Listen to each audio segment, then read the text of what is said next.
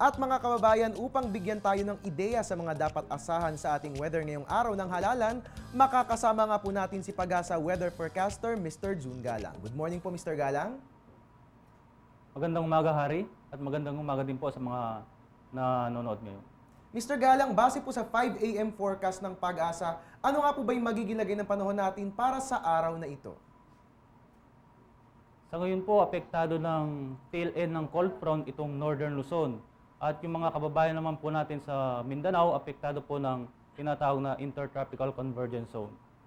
Mr. Galang, at base naman po sa special weather forecast ng Pag-asa para sa araw ng eleksyon, kasi nga po ngayon ay ang araw ng midterm elections natin, ano nga po ba yung magiging lagay ng panahon ngayong araw at ano-ano po yung mga lugar na sakop nitong nasabing forecast? Ito pong Ilocos Region, kasama ng Cordillera Administrative Region, Cagayan Valley Region, Central Luzon, makakaranas po ng maulap na kalangitan na may mahina hanggang sa katamtamang pag-ulan at pagkulog-pagkidlat dahil po sa umiiral na tail end ng cold front. Dito naman po sa mga kababayan natin sa Mindanao, itong Zamboanga Peninsula, ARMM, Soc-Sargen, kasama ng Northern Mindanao, apektado ng Intertropical Convergence Zone, kaya makakaranas din po ng maulap na kalangitan na may mahina hanggang sa katamtamang pag-ulan ngayong maghapon po na ito.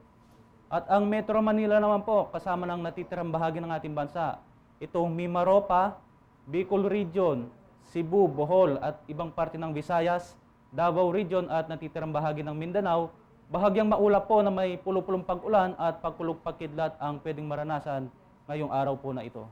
Alright, Mr. Galang, maraming salamat po sa napakahalagang impormasyon na yan tungkol sa halalan. Maraming salamat din, Hari, at para po sa karagdagang impormasyon, maaari po kayong tumawag sa 927-1541 o di kaya po mag-log on sa www.pagasa.dust.gov.ph. Alright mga kababayan, atin nga pong nakasama si Pag-asa Weather Forecaster June Galang.